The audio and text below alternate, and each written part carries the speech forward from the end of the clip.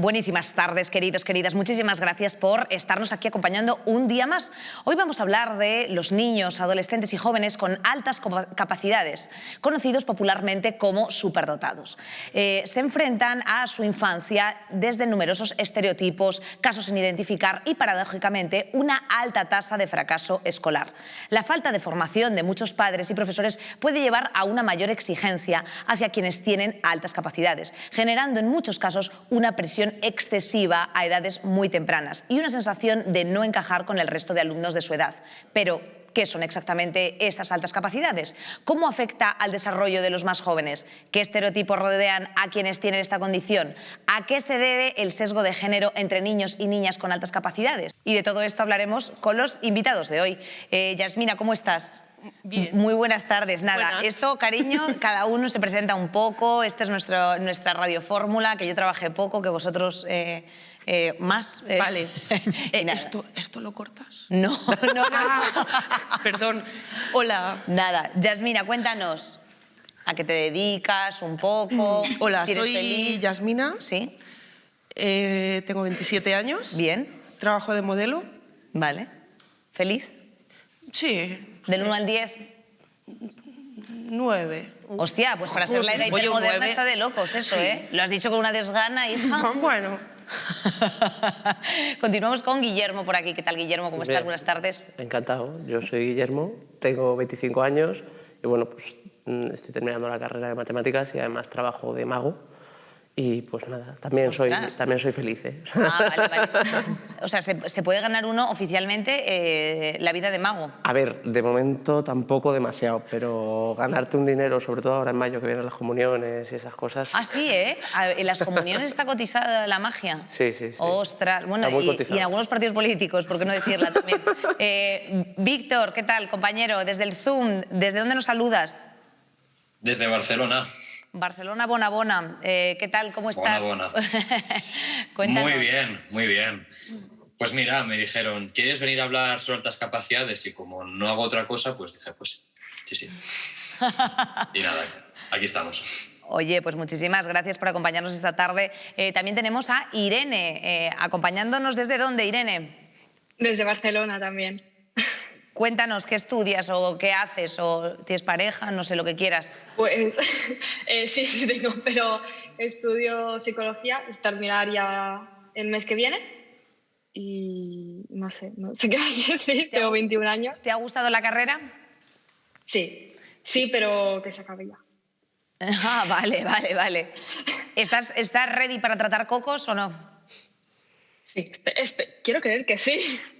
Bueno, Irene, pues muchísimas gracias por acompañarnos también esta tarde. Continuamos aquí en plató con Adrián. Adrián, ¿cómo estás? Muy bien. Yo soy profesor de física y de cultura científica y aparte, pues bueno, estoy empezando como divulgador en redes de física. Formo parte de Scenio, una comunidad de youtubers de divulgación de ciencia y demás que hacen algunos eventos y bueno, encantado. Oye, pues encantadas también nosotros de tenerte aquí. Muchas gracias por sacarnos un huequito. Pati, ¿cómo estás? Buenas tardes. Bien, muy bien, muchas gracias. Soy Pati, estudio biología, estoy en segundo todavía porque tengo 20 años y nada, ahí voy tirando un poco, intentando pues ver qué surge. Bueno, claro, ver qué surge, toda la movida de las células, claro, o sea, es un jardín. Es un jardín. Es un jardín, bueno, además siendo biología... Muchas células. Total, absolutamente. Bueno, vamos a arrancar un poco esta mesa de debate preguntando qué son exactamente las altas capacidades. A ver, ¿quién se anima a describirlo?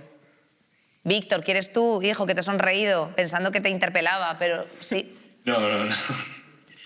A ver, es que es una pregunta muy difícil de responder, porque hay muchas concepciones. O sea, una alta capacidad, en el término más estricto, es toda aquella persona con inteligencia superior a la media. Si te riges por temas estadísticos, hablamos de alguien que se encuentra por encima del 75 en muchos percentiles, en el 90 en uno, o por encima del 130 de QI. Pero es que son medidas muy antiguas que no responden muy a la realidad y he dejado a mucha gente fuera. Por lo tanto, es un poco difícil de definirlo por esa parte. En ese sentido, ¿es incorrecto llamar a las personas con altas capacidades superdotados o superdotadas? Sí, para mí sí. ¿Por qué? ¿Genera cierto estigma? Primero porque un superdotado, ¿vale?, se podría englobar en aquella persona que en un percentil de inteligencia puntúa por encima de 75 en todas las áreas, es decir, mínimo 75 en todas. Si no cumple esta condición, según un modelo, no es superdotado. Alguien puede ser alta capacidad siendo un talento, es decir, tú puedes ser una alta capacidad de talento matemático, por ejemplo, ya que puntúas un 95 en el percentil de matemáticas, o un 95 en matemáticas y lengua, y eres un talento académico, que se llama. Pero o sea, todos los superdotados son altas capacidades, pero no todas las altas capacidades son superdotados. Y en ese sentido, no sé si os animáis a contar un poco vuestra experiencia, cuándo os diagnosticaron, si os apetece contarla, claro, cómo no. Yasmina, ¿te animas? Sí. Venga. Pues a mí me diagnosticaron hace pocos años y yo... O sea, ya de mayor, por así decir, sí, claro, ya de adulta. con 20 bastantes. Y claro, eso para mí supuso un problema porque yo siempre he tenido ciertos problemas que yo acarreaba a soy antisocial, soy rarita, soy diferente, nadie quiere ser mi amigo, no entiendo a nadie, la gente no me entiende a mí, me aburro, seré que soy aburrida. Todo este tipo de cosas que igual, si a mí me hubieran diagnosticado antes, a lo mejor yo podría haberle dado explicación a lo que a mí me pasaba y no me sentiría tan mal. Y puede ser que... el balbuceo me lo cortáis, ¿eh? Claro que sí, cariño. Luego, en el colegio, en el instituto, me habrían tratado de una forma diferente, de una forma especial. Absolutamente. Guillermo, ¿en tu caso? Bueno, pues en mi caso es bastante diferente, porque a mí me diagnosticaron hace ya bastantes años. Con 2 años decidí que no quería ir al colegio porque lo que estaban dando en educación infantil... ¿Con yo ya 2 me lo sabía. años? Sí, porque lo que estábamos dando en clase yo ya me lo sabía, entonces yo me aburría en clase y yo con 2 años no quería ir al colegio. Ahí vino un psicólogo... A ver, esto es una chapa, los colores, el tal, y además es que en un día por millas es que también es otra cosa, que quiero decirte que es que desde los 6 hasta los 18 estamos otra vez en plan de red, blue, cariño, tengo 19 años, ¿sabes?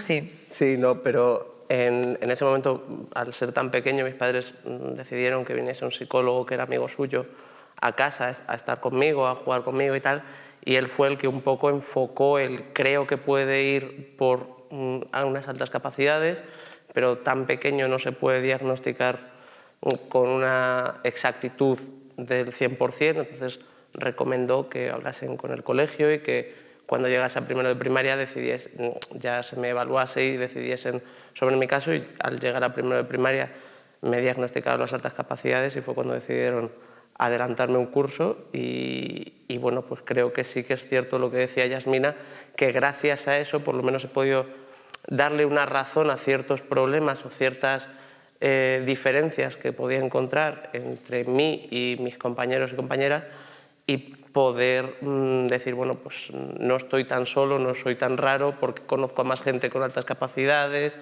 y por lo menos no estoy aislado, como decía ella, y puedo dar respuesta al porqué de mis problemas o de algunas cosas que me están pasando a mi alrededor. Irene, ¿en tu caso? Pues en mi caso se parece un poco porque yo también con 2 años vieron también que había cosas que a lo mejor ya sabía o que mostraba con mucha facilidad, que me aburría, y ya con 2 años, lo mismo, no me pudieron diagnosticar porque no se hace con 2 años, pero sí que ya empecé con los niños de 3. Directamente desde el colegio con mis padres lo decidieron y ya empecé un año avanzada. Y luego con 9 años ya sí que me hicieron el diagnóstico como oficial. Entonces, en cuanto a las clases, yo no pude ver esas diferencias con mis compañeros porque no las recuerdo con 2 años, pero es lo que me han contado de por qué decidieron pasarme de curso. Lo que pasa que en mi caso, cuando todos mis compañeros han crecido pensando que yo tenía la misma edad, y cuando por A o por B se enteraban de que yo era un año más pequeña, siempre salía el comentario de eres superdotada, y yo era algo que llevaba fatal, no me gustaba nada esa palabra. O sea, sí, o sea que, como bien comentaba un poco Víctor, que ahora vamos también con tu caso, Víctor, efectivamente tú, Irene, te sentías estigmatizada por ese término, o sea que... Sí, y que había niños que incluso lo usaban como insulto. ¿En serio? Sí, o sea, no, nunca he sufrido bullying, nada de esto, y nunca me lo tomé como una cosa, pero sí como que había gente que ya te ponía como una presión encima de que eres más o lo que sea, o que tienes que hacer más, y niños que se lo tomaban como si fuera a ser friki o como en las películas. Ya. Y no sé, algo que nunca le di importancia, que pero no me condiciona tu gustaba. desarrollo normal como humano, vamos. Absolutamente. Víctor, ¿en tu caso? Yo, bueno, con 15 años empecé a participar en unos talleres de niños superdotados. Empecé a ir, me interesó, vi que coincidían con bastantes cosas conmigo y dije, hostia, a lo mejor soy superdotado. Me lo empecé a cuestionar y a los 17 me hice las pruebas y salió que sí. ¿Qué pruebas se hacen para evaluar esto? Depende, ¿no? Me imagino, no sé si de la edad Sí, depende de muchas cosas. O sea, primero, por la edad, como han comentado Irene o... no me acuerdo el nombre de otro chico, lo siento. Guillermo. Ellos con 2 años no pueden hacerle las pruebas porque no hay... Bueno, sí que hay algunas, pero no son del todo efectivas. No hay una prueba como tal. A partir de los 3, 4 empieza a haber los WIPSIs, que son WISC para niños muy pequeños, que no trabajan nada verbal, son muy visuales y dan una pista de por dónde puede ir la cosa. A los 6 empieza a haber ya algún WISC para niños, así adaptados, y poco a poco ya van apareciendo las escalas de inteligencia de Rogers, escalas de inteligencia general como las de WISC, hay varias. Pero es un mundo muy complejo. Sí, me puedo suponer que... No, bueno, sobre todo, perdona que te interrumpa, es una cuestión de evaluación, o sea, quiero decir que también, o sea, cómo se determinan esos parámetros, ¿no?, de evaluación y si es al final... Sí. O sea, que eso también es una cosa que yo quería preguntaros, si creéis que es correcto hacer una evaluación de estas capacidades o no. Para mí la palabra, como tú has dicho, evaluación o identificación. O sea, una cosa que yo intento cambiar mucho es la palabra diagnóstico, porque sale automáticamente, pero claro, un diagnóstico conlleva muchas veces una enfermedad y no estamos enfermos, es decir, somos así, sin más. Entonces es una identificación, una evaluación, para mí. Adrián, ¿en tu caso? Bueno, yo también con 2 años ya empecé a leer, por ejemplo, le preguntaba a mi madre qué eran las letras, cómo se leían, empezaba a juntarlas y, por ejemplo, en la guardería tuve problemas porque yo dibujaba letras en los dibujos, metía letras por ahí y la profesora se enfadó y le decía a mi madre que no me podía dejar aprender las letras porque podía coger vicios, empezaba a escribir mal y tal. Y entonces yo lo que empecé a hacer era esconder las letras en los dibujos. A lo mejor dibujaba una A y la se convertía en un castillo o lo que fuera. Ostras. Y a los 4 años, que fue ya cuando se detectó el asunto, nos habían mandado en clase, no entiendo por qué, dibujar un cigarrillo. Y... Qué buen recuerdo, memories. Entonces, yo no me acuerdo de la situación, pero me imagino que pensaría algo así como, no me pueden estar pidiendo esto. Entonces dibujé... Me encanta que la autoconsciencia desde los 4 años no puede ser. Claro, es que estoy en el colegio, no me pueden pedir que dibuje un cigarrillo, que es algo de más 18, que está como muy tabú. Y entonces dije, bueno, no puede ser esto. Y dibujé una cigarra macho pequeña, pensando que evidentemente estaban pidiendo eso. Y claro, entonces lo vieron en orientación y dijeron, a ver, hay que avisar a esta madre. Y me hicieron pruebas, tal, y bueno, de ahí viene el asunto. ¿Recuerdas, Adrián, alguna de las pruebas que te hicieron? La verdad es que no. Sé que me llevaron con alumnos de primero de primaria, que 6 años, o sea, tenían 2 más que yo, a hacer no sé qué tipo de prueba estándar para ellos, pero que para mi nivel era muy alta y que había quedado tercero o algo así con gente de 2 años mayor. No me acuerdo exactamente qué me hicieron. Vale. Pati, ¿en tu caso? Yo creo que tenía 14 o 15 o así. Estaba en segundo o tercero de la ESO, no sé. Se le ocurrió a la orientadora quizás hacer las pruebas, me lo sugirieron mis padres, no lo tengo muy claro tampoco. ¿A ti solo o era una cuestión de...? No, a mí en concreto. Y nada, me acuerdo que era salir, estuve saliendo como 2 o 3 veces del aula y luego volvía y todos me decían, ¿a dónde has ido? ¿Qué estabas haciendo? Y era con la orientadora... hacer como juegos de estos como mnemotécnicos, tenía que... Yo me acuerdo que uno era como una especie de... Fumarte un cigarro, te imaginas. Sí, justo. Claro. Sí. Sí, eran como juegos estos de encajar piezas o memorizar cosas, o no sé, pero tenía 14 años, entonces tenía que ser un poco más complejo. Pero tampoco me acuerdo. No sé, yo me acuerdo que... Habláis como tú decías que te permitía como cuestionarte cosas que antes no habían tenido como sentido y tal. Yo no sé hasta qué punto eso se me aplica porque es como que fue una etiqueta que se me puso que igual pues me hacía sentir como que podía encajar más dentro de lo que no encajaba. O sea, tú no encajas aquí, pero igual aquí sí que encajas, pero tampoco lo encajé demasiado con gente sí de altas capacidades con la que me estuve llevando por ser de altas capacidades. Entonces no sé si es realmente algo como que automáticamente implica como más conexión o más compatibilidad. O sea, no necesariamente. De hecho, aprovechando esto, ¿cómo es vivir con altas capacidades? O sea, es algo absolutamente normal. Claro, al contrario, ¿habéis sentido rechazo en algunos ámbitos de vuestra vida? No, yo creo que o sea, tu vida al final es normal, pero es verdad que ahora yo con el tiempo me doy cuenta de ciertas actitudes que tenía cuando era más pequeña. Por ejemplo, lo que decía antes Adrián, el ser consciente de la edad que tenía. O sea, por ejemplo, estaba en el colegio y algunos hacían bromas y tal, y yo pensaba, ¡guau, qué infantil! O sea, sí. Esto es que somos niños, esto es de tontos. Y todos se reían y yo no me reía, entonces yo me sentía mal porque digo, ¡guau, seré aburrida! Pero yo era como muy consciente, o sea...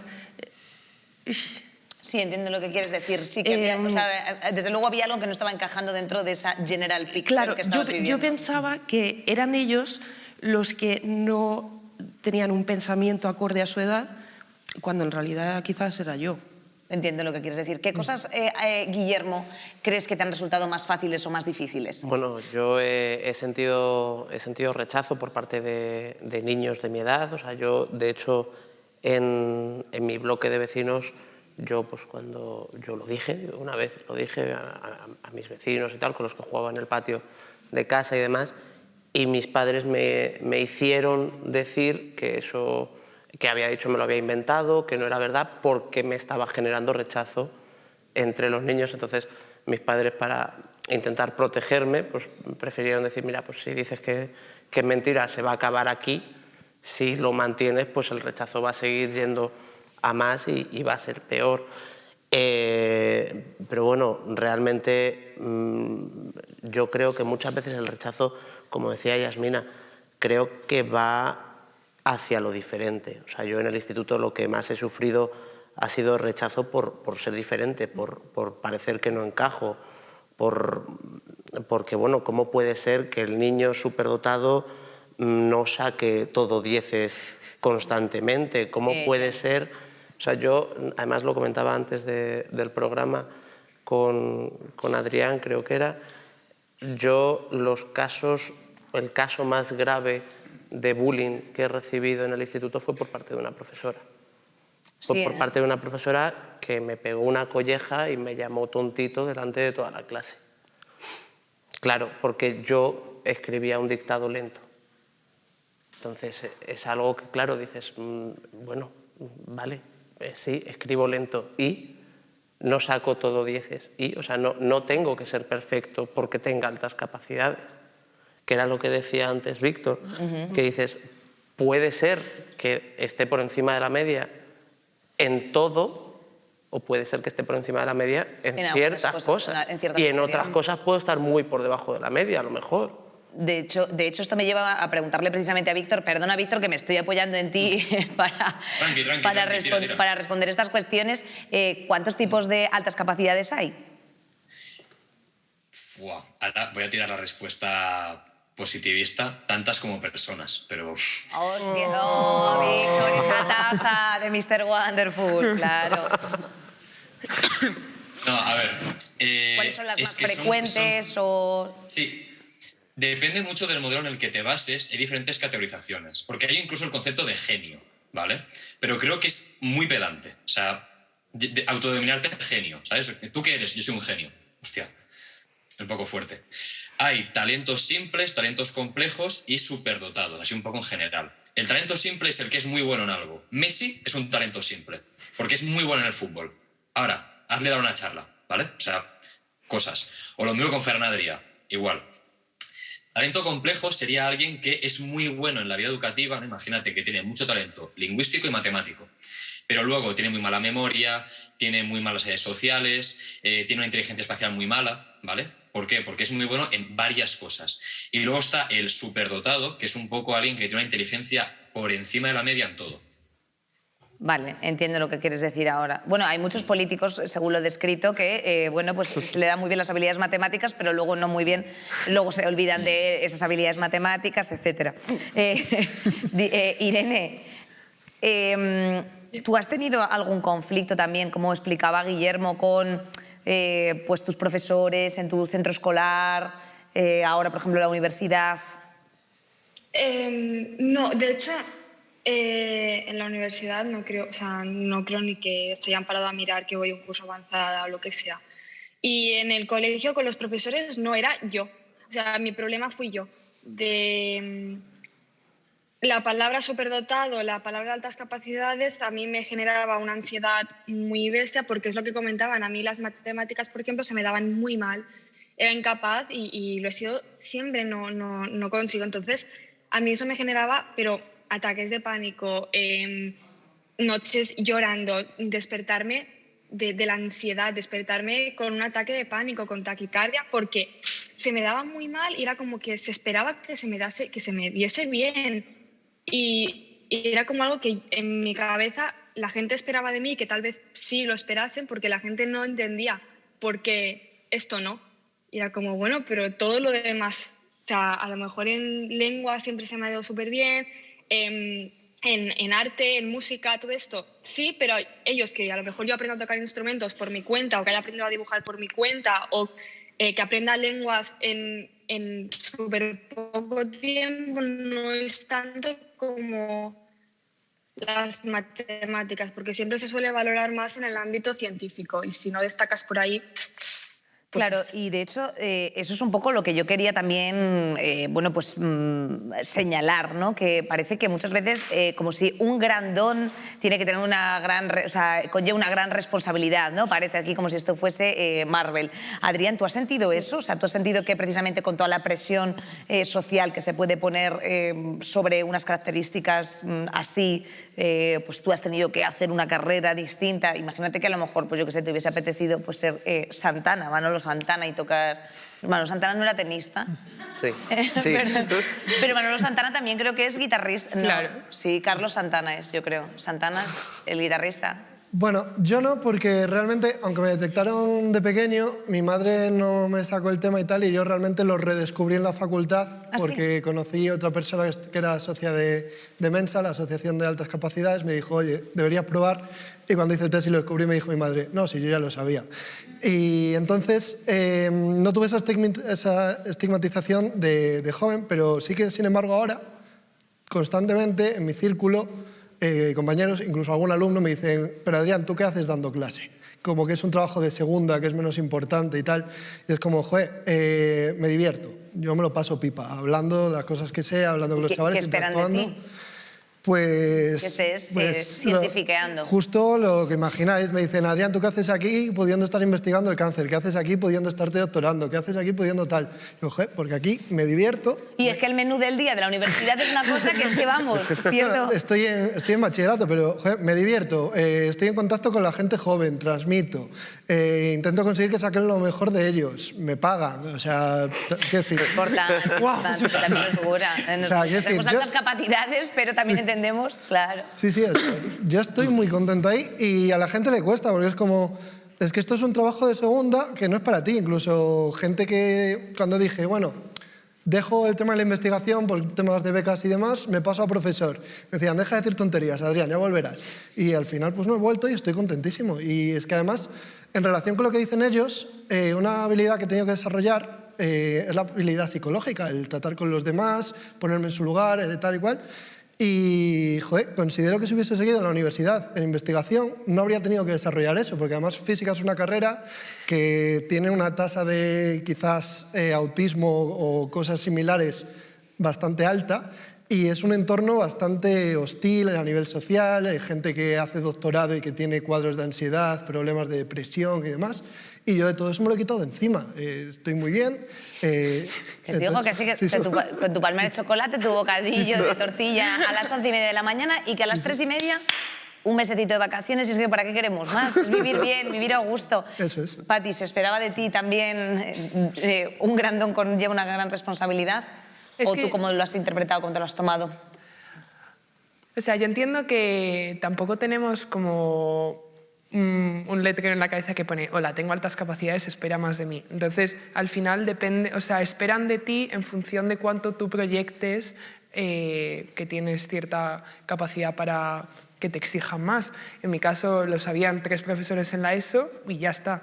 Entonces, por mi parte, sí que me he exigido más yo misma y sí que es algo que me ha servido para como boicotearme absolutamente toda nota inferior a la que yo pensaba que podía sacar o todo trabajo ligeramente peor de lo que pensaba que podía haberlo hecho. Entonces, pues la sociedad como conjunto no ha esperado que yo, Pati, hiciera grandes cosas en la vida, más allá de mis padres, que pues siempre me han apoyado mucho, entonces entienden que ahora no saco tan buenas notas, me hago chuletas en la uni porque soy una persona normal, pero sí que... A mí me parece de listos hacerse chuletas. O sea, que hay ciertas cosas que es que, o sea, hasta que hemos llegado, o sea, perdóname, o sea, esto me parece una ridiculez que vamos, que es que claro. Sí. Así que no sé, sí, o sea, yo por mi parte, más que algo como societario de que la gente exija más de mí, y sí que es verdad que estoy en una carrera de ciencias, me he planteado si no debería haberme metido a una de artes, por ejemplo, y he dicho, ¿por qué no me metí a una de artes? Igual porque tengo como interiorizado el... bueno, no, vete a ciencias. Entonces sí que la exigencia es como que viene del resto, pero por mi parte viene más como desde dentro. Entonces... Víctor, o sea, cuando a la hora de relacionarte con personas tú mismo te has puesto frenos a la hora de relacionarte, en plan, bueno, prefiero irme en estos entornos o prefiero seleccionar estos otros... Es que depende un poco de la etapa de mi vida a la que me preguntes. Ahora mismo, con ya 6 años sabiendo que soy de alta capacidad, es una cosa. Cuando lo descubro, es otra. Y cuando no lo sabía, era otro mundo. Entonces, en función del momento en el que te encuentres en tu vida, si eres más consciente de ti mismo, actúas de manera diferente. Yo, por ejemplo, ahora mismo no tengo ningún problema en relacionarme con nadie. Soy una persona muy social, con muchos amigos, salgo de fiesta, cierro todas las discotecas de Barcelona y no noto ninguna diferencia con el resto de gente. Ahora, yo cuando tenía 12 años... era incapaz de hablar con nadie porque era como, ¿y si me rechazan? ¿Y si no le gusta lo mismo que a mí? ¿Y si se meten conmigo? Que es un miedo muy recurrente. Porque Pati ha dicho de que la gente te valora, ¿no? Te exige en función de cómo te expongas tú. El punto está en que cuando tú quieres exponer simplemente lo que eres y por eso te machacan, te señalan y te llaman flipado, pues jode bastante. Igual que como ha dicho Guillermo, ¿no? De que el caso más bestia que sufrió de acoso fue una profesora, a mí en medio de la clase de catalán el profesor me dijo, tan listo no serás si no sabes hacer X cosa. Y era un ataque constante. Entonces, claro, cuando te están machacando día tras día de tú no eres tan listo como te piensas, aquí no pintas nada, no vales nada, obviamente no te relacionas como deberías. Absolutamente. Bueno, es que de todos modos lo que estás hablando es de una panda de acomplejados bastante interesante. O sea, que al final luego después los que desde luego no son superhéroes son los profesores y los docentes. Los pobrecitos míos los tienen explotados ahí cubriendo bajas 3 días y hay un momento en el que se les va la biela y hay gente mala. O sea, esa misma gente mala nos la encontramos en Tinder, en la calle, en la panadería, en el metro y también, por qué no decirlo, en las aulas. Entonces, bueno, es un poco pues triste. En ese sentido, vuelvo a retomar un poco, Yasmina, también la pregunta que le estaba lanzando a ellos. O sea, a la hora de relacionarte ahora mismo, has puesto tú también otras, por así decir, mediciones a la hora de conocer gente, las evalúas de forma distinta ahora que tú eres consciente de tus altas capacidades, te da lo mismo, te aburres en ciertos, según qué espacios. Yo es que he aprendido aprendí en mi adolescencia a crearme un personaje para poder relacionarme con la gente. Vale, ¿ahora estamos en personaje? Sí. Vale. No. 50-50. No, puede ser un poquito... Sí, puede ser. 50-50. No lo sé, pero yo me costaba mucho relacionarme con la gente porque yo creo que también además tenía la autoestima muy baja, supongo que la sigo teniendo, pero bueno. Entonces yo me creé un papel con el que sí que podía relacionarme con la gente. Y hoy en día me sé relacionar con la gente, pero ¿realmente soy yo? Ahora mismo ni yo lo sé, porque creo que me he mimetizado tanto. Te has disociado mucho ciertas personalidades, ¿no? Claro, entonces ahora soy una mezcla de... James McAvoy, sí. Múltiple. Sí, vale. Soy totalmente múltiple. Eres James McAvoy múltiple. Sí. Guillermo, ¿a ti te ha pasado lo mismo? ¿Has tenido que tener un roleplay con ciertas personas? O... No tanto un roleplay, o sea, yo he tenido problemas de habilidades sociales toda mi vida. Que en mayor o menor medida siempre los distintos tratamientos psicológicos que he tenido al respecto siempre se me ha asociado a las altas capacidades. Pero como decía Yasmina antes, por una madurez mayor a la de mi edad. Entonces yo me relacionaba mucho mejor con personas adultas que con gente de mi edad. Pero yo no he llegado como tal a desarrollar un personaje. Aprendí a base de leches de la vida a ser capaz de reírme de mí mismo. O sea, a mí me ha llegado, como decía Víctor, a mí me ha llegado a dar vergüenza preguntar en un bar si ponían bocatas de jamón. Porque era el ¿y si me dicen que no? O sea, y si yo voy a alguien con lo que sea y me dice no, ¿qué puede pasar? Pero bueno, al final uno aprende a convivir consigo mismo. Yo afortunadamente fui más o menos consciente, llegado a cierto punto, de estoy siendo una persona que no soy yo y esto no quiero serlo. Y pues fue un momento de decir, bueno, pues mira, yo soy quien soy, el que me quiere como soy, y ya está. Afortunadamente también coincidió con que justo al entrar aquí en la Universidad de Madrid, porque yo hice un año en Valladolid, pero al venirme aquí a Madrid, sobre todo, he entablado amistad con gente que es muy parecida en gustos y aficiones a mí. Ay, Madrid, desde aquí un beso a Madrid, siempre, claro. Pero he congeniado y ahora mismo estoy en un momento de mi vida en la que puedo decir que no tengo una lista de amigos, a lo mejor para cerrar las discotecas de Madrid, pero sí que tengo unos amigos que me apoyan y que sé que puedo ser yo mismo con esas personas y que no va a pasar nada por ser yo mismo con ellos. Oye, eso es parecido lo que acaba... Bueno, sí, vamos a aplaudir. Esto lo siento mucho. Un beso desde aquí, por favor. Hombre, un beso desde aquí, por favor, a los amigos, a los amigos de Madrid, claro que sí. Irene, voy a hacer una inversión en el mundo padres. No sé si, por ejemplo, pues a lo mejor es el caso de tus padres o no, han presumido un poco de tus altas capacidades. ¿Crees que ellos han ejercido presión en algún sentido o han respetado siempre tus espacios? Bueno, en mi caso es mi madre. Entonces, no, mi madre, de presumir un poco, sí. No tanto como mi hija tiene altas capacidades, pero sí de, pues mira lo que ha conseguido. Pero yo creo que más como cualquier madre orgullosa de su hija, no por las altas capacidades. Y en cuanto al ámbito educativo, yo aquí tengo mucha suerte porque mi madre nunca ha sido tienes que sacar esto. Mi madre era de esfuérzate y vemos, y lo que sea. Y lo que sí que he visto es, a lo mejor en comparación con mi hermano, de un poco más de exigencias, que a lo mejor no lo hace conscientemente, pero yo sí he notado que se me exige más a mi edad, o sea, a la edad que tenía cuando yo tenía la edad de mi hermano se me exigía mucho más de lo que a lo mejor se le exige a él. Y la excusa era porque tú puedes. Y era como, pero ¿y si no quiero? Exacto, es que yo lo que quiero ser es Avril Lavigne en Skater Boy. Es que dejadme en paz. Claro, exactamente. Sí.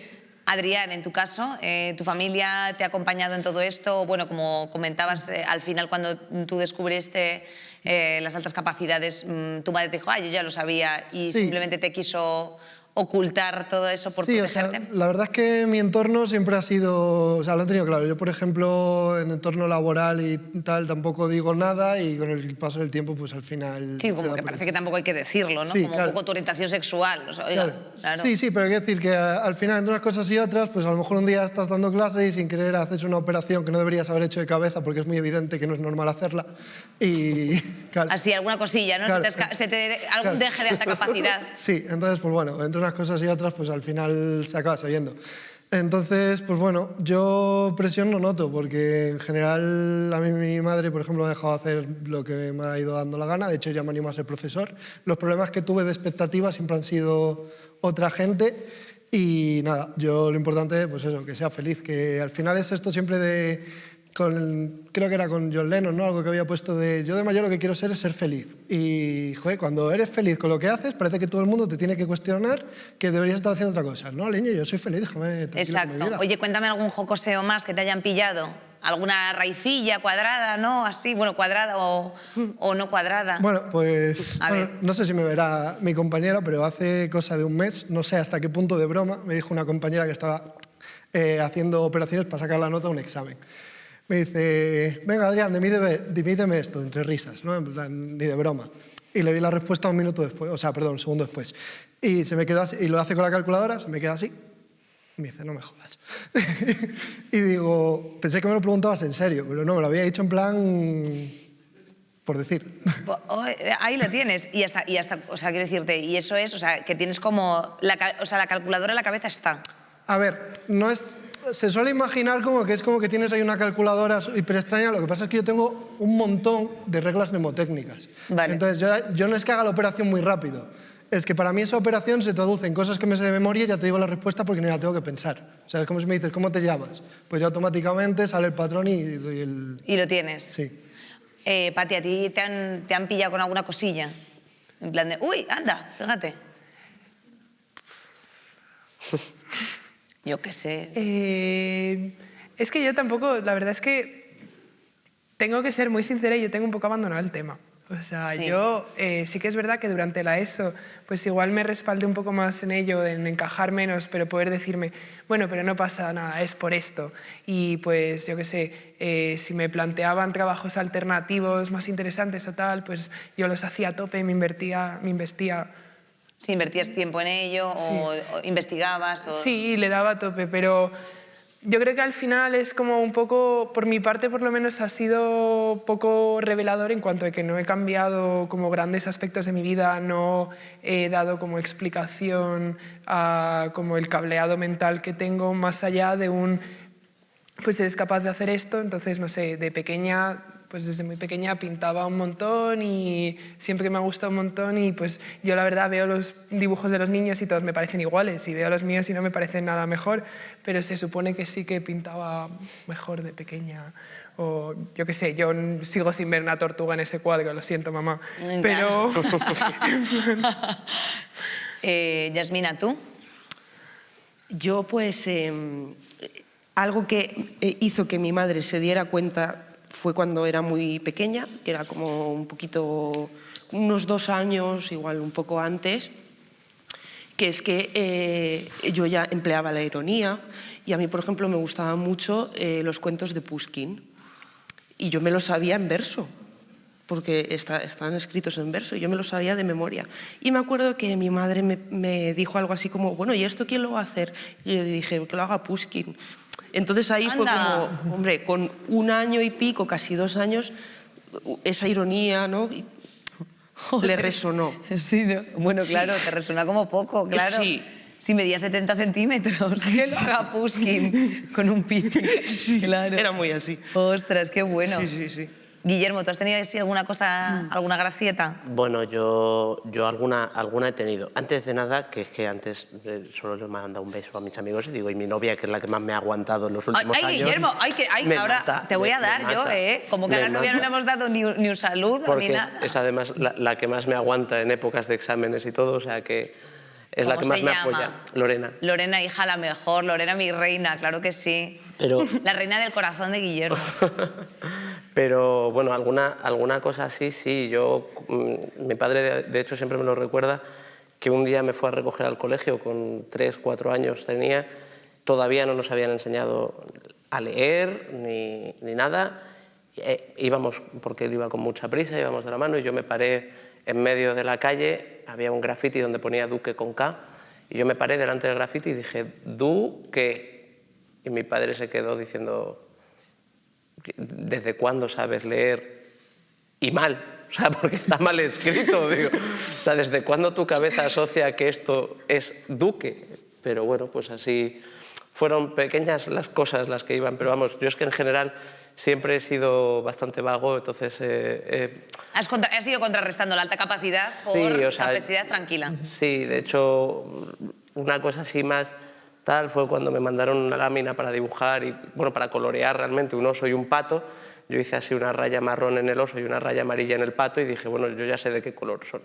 Entonces, ¿para qué tengo que colorear el resto? A pesar que ibas a poner encima tus muertos, lo va a pintar, ¿sabes? No, pero claro, yo dije, digo, bueno, si yo ya sé de qué color es el oso y de qué color es el pato, digo, ¿para qué tengo que invertir mi tiempo? Mi tiempo en demostrarte que esto es marrón y esto es amarillo. Y ya está. En tremenda tontería. Es que también te digo una cosa, o sea, quiero decir, ok, altas capacidades, pero también es que hay un momento, hay una motivación en los centros escolares por taponar las capacidades en general, que también, claro, o sea, coloreame un Pikachu sin salirte la raya. Cariño, vamos a ver, por favor. Víctor, ¿alguna anécdota, alguna risa? A mí en mi guardería nos enseñaban imágenes para asociarlas a cosas, pero claro, por si aprendes algo, pero con 6 o 8 meses aprendes muy poco. Pues yo tenía 1 año y medio o así, fuimos a un museo y había un cuadro del Beethoven. ¿Qué pasa? Que de esos beats había músicos. Y yo le dije a mis padres, mira mamá, señor Beethoven.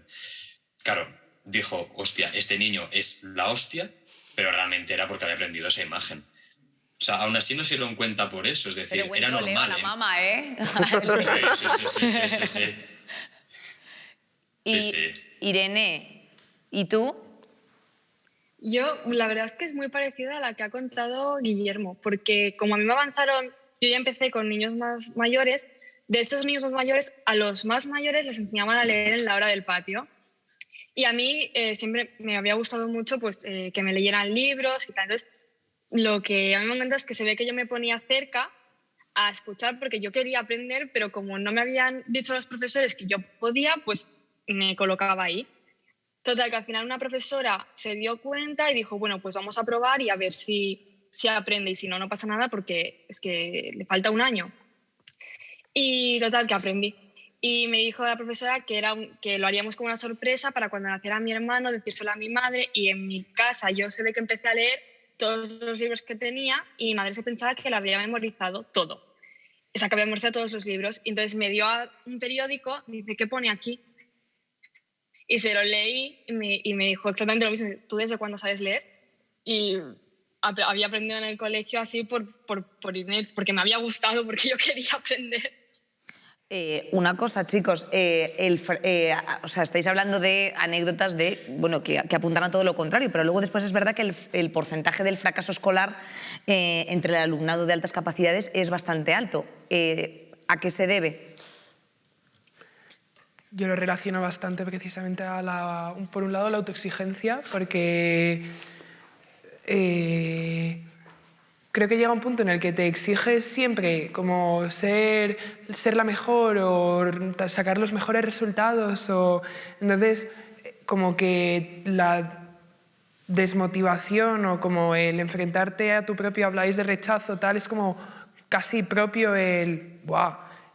Tú no eras lista, se supone. O sea, es como que más allá de lo que te pueda decir el señor del bar cuando le pides el bocata de jamón, del fracaso de no tengo bocatas de jamón, es como un poco interno el rollo... ¿Por qué? O sea, si has estudiado un montón, te lo sabías bien, ¿por qué no lo has hecho bien? Cuando pues, igual sí que está bien, pero... Y luego, por otro lado, supongo que está más vinculado también a enfrentarse a situaciones que no te motiven o que no te... Es un poco lo que decía antes. Cuando yo encuentro que cuando algo me gusta, dedico absolutamente todas mis energías a ello y puedo ser capaz de realmente hacer algo original, interesante, con lo que yo esté satisfecha, sí me gusta, pero cuando algo no me gusta me puede costar bastante más. Entonces, entiendo. Una cuestión que tiene relación también un poco con esto precisamente es, bueno, o sea, no solamente el tema del abandono escolar, sino hay muchas personas a las que no les o sea, a los que no les diagnostican o sea, bueno, pues las altas capacidades. Sí, Sí, a mí no me las diagnosticaron. Claro, Sí. aquí tenemos un caso en el que diagnosticaron con 20 años. Víctor creo que ha dicho que se diagnosticó él porque se empezó a interesar un poco y a creer que podía tenerlo. Hay un gran número de personas que desconocen que las tienen. ¿Es mejor o es peor, Adrián?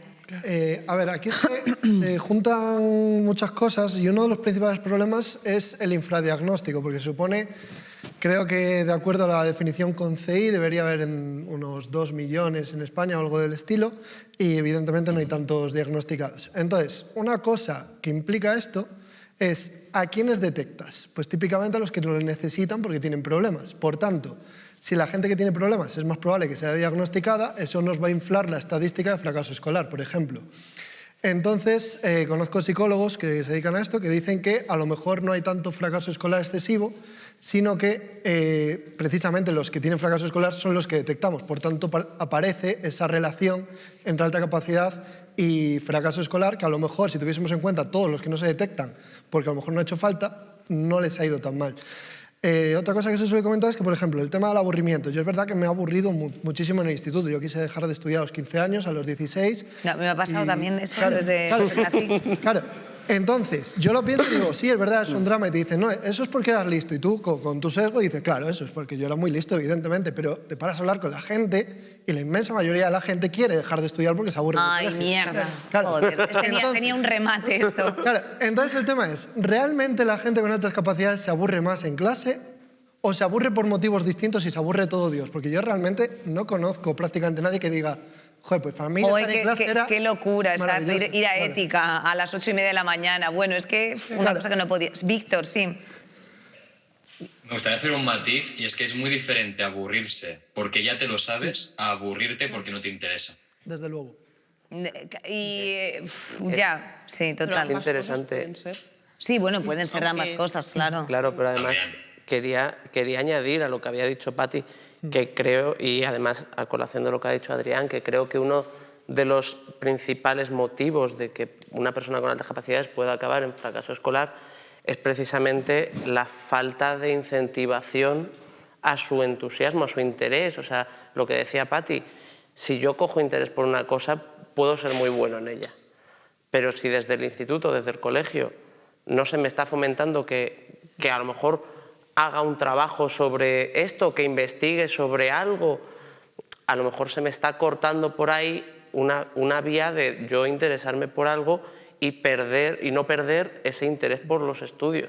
Claro. Entonces creo que en parte también la falta de formación del profesorado muchas veces influye negativamente en las personas con altas capacidades. Absolutamente. Bueno, yo creo que eso también está como un poco articulado a nivel estructural social, porque quiero decir, en cuanto estás estudiando algo que ya es para todos los próximos 30, 40 años de cotización, obligatoriamente tampoco estás atendiendo a tus habilidades y por eso al final tienes la calle llena pues, de gente bastante deprimida y bastante amargada y con una salud mental mediocre a consecuencia de que no tenemos una estructura social que sepa absorber de forma correcta las habilidades de cada uno. Irene, yo quería decirte que, mira, este dato que a lo mejor era un poco lo que apuntaba Víctor, y es que según datos de Consejería de Educación en Cantabria hay un sesgo de género en las altas capacidades. De hecho, es que solo el 28%, un poco a tenor de lo que estábamos diciendo, de los diagnósticos se corresponden con niñas por su intento de pasar desapercibidas, mostrando mucho menos su capacidad. No sé si es tu caso. ¿Tuviste algo de miedo a sentir a ser el centro de atención de tu clase o...?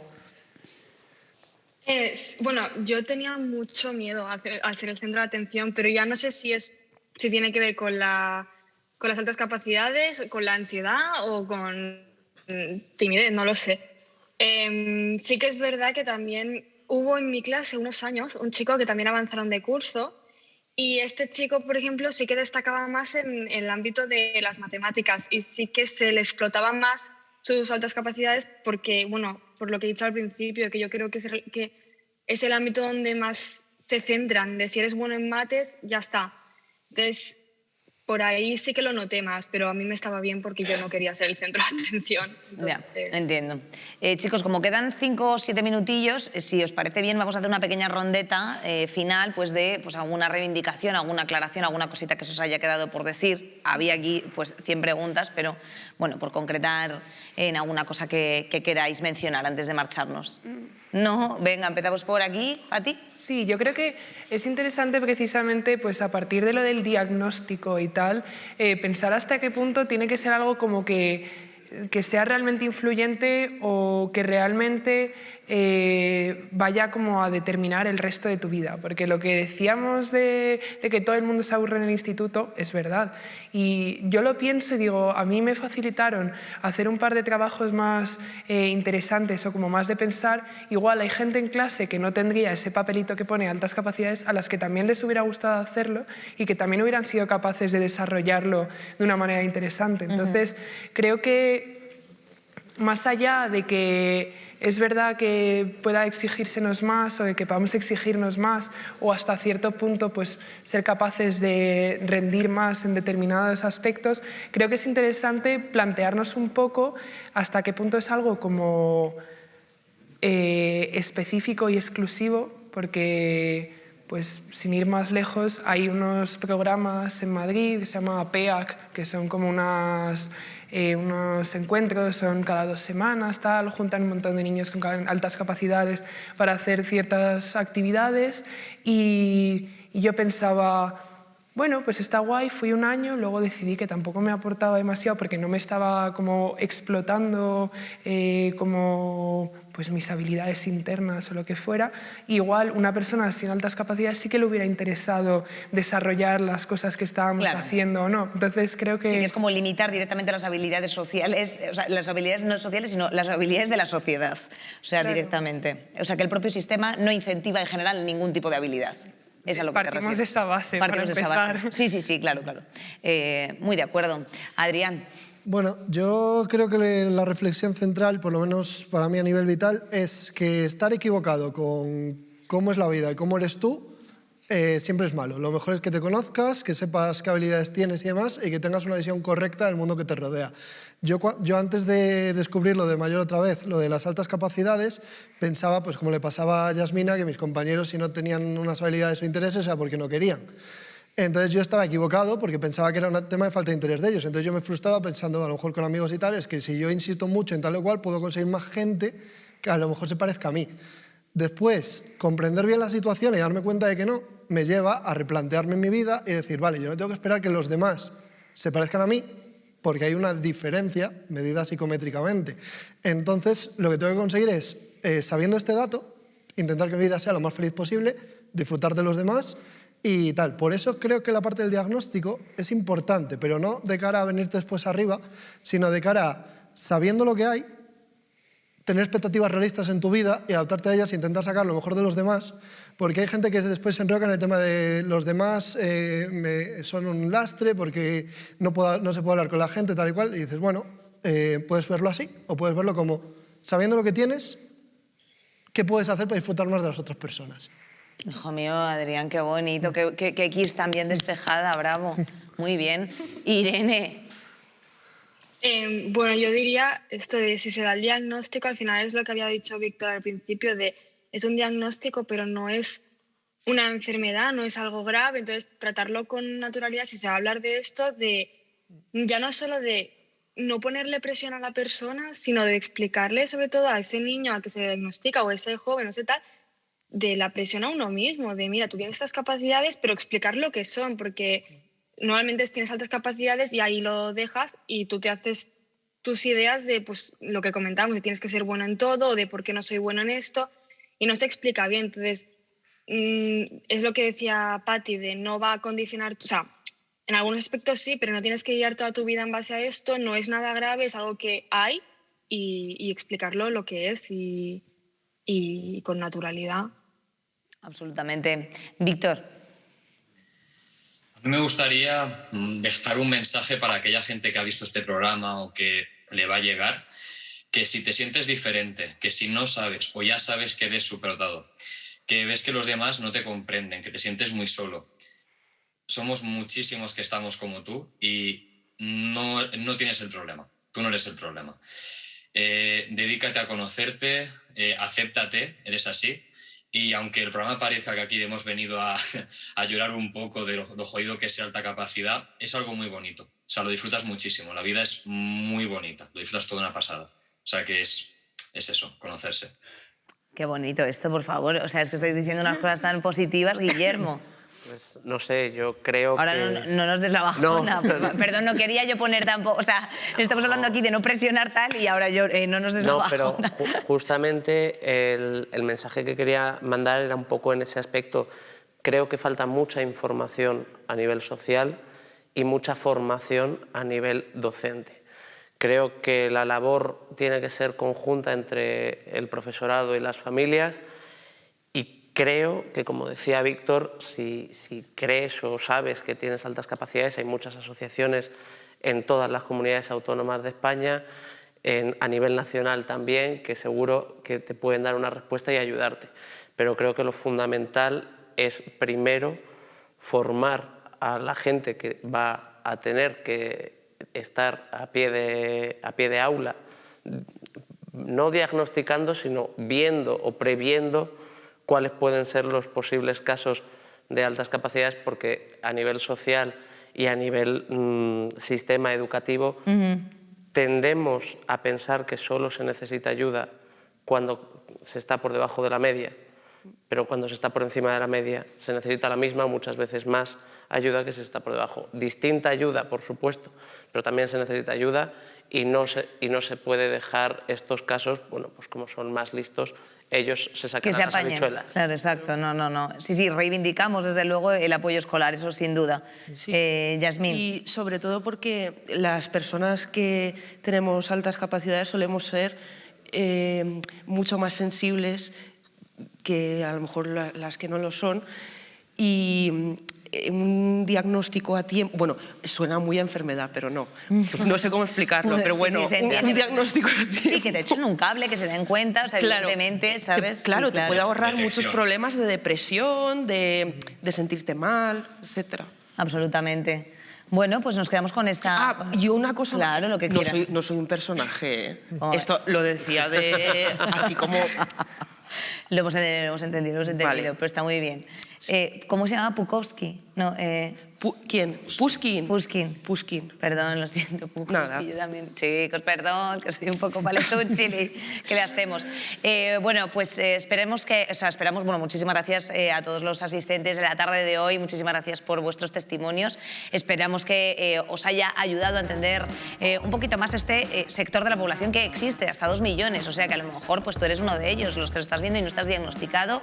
Si es así, pues yo qué sé, diagnostícate, hazte un test, a lo mejor te da un bajón cuando te pienses más de lo que eras, que eso también te puede ocurrir, que hay mucha gente que está en ese saco, solo son 2 millones y por supuesto, pues bueno, como siempre pedimos desde aquí, recursos y respeto siempre a toda la sociedad, porque al final de los finales lo que importa es pues ir tirando, que eso es muy importante en la era hipermoderna. Os mandamos un besito muy grande, os pedimos que nos sigáis en nuestras redes sociales y sobre todo un abrazo, como siempre, a todo el equipazo de cámara, realización, sonido, dirección, guión que nos acompaña en el día de hoy. Y producción, que si no me rajan y no me piden el taxi luego. ¡Hala! Besitos, cariños, que vaya muy bien.